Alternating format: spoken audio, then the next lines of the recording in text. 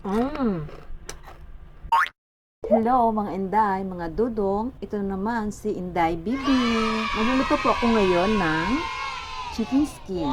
So, ngayon meron po akong chicken skin. Lalagyan po natin siya ng lemon. Kalahating lemon lang ang nilagay ko. Mga dudong, mga Inday, yung chicken skin ko ay 1 kilo kalahati. So medyo madami-dami po siya. So, lalagyan natin siya ng mga 1 kutsara, kalahating paminta. At lalagyan natin siya ng tarang! Maglalagay din ako ng konting asin, kalahating kutsarita. Ngayon, ilagay muna natin siya sa ating freezer ng 1 oras. Okay? So, see you after 1 hour. Chicken skin. Ngayon, gagawa tayo ng kanyang breading mix. 2 cups ng all-purpose flour. 2 kutsarang garlic powder. 1 kutsarang white pepper powder. Kalahating kutsarang asin. Haluin lang natin. So, ayan guys, tapos na po natin ang ating breading mix. So, ilalagay na natin si manok.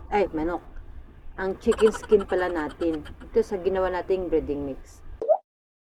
Ayan na po, mga dudong, mga Inday. Natapos ko na sa paglagay ng breading mix. So, antayin natin na mainit ng ating mantika. Then, ilalagay natin ang ating chicharon. Kasi chicken skin.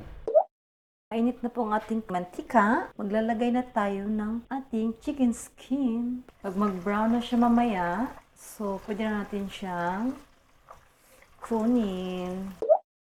Na-golden brown na po ang ating chicharon. So, tanggalin na natin siya. Yan. Looks so yummy, guys. Luto na po ang ating chicken skin. Ngayon, nakikip na nyo kung gano'n ka crispy ang ating chicken. Oh, Ay, nalaglag doon sa suka. Tikman natin. Yummy. So, guys, don't forget to subscribe my channel and like and share. Nabulbulo na po ako.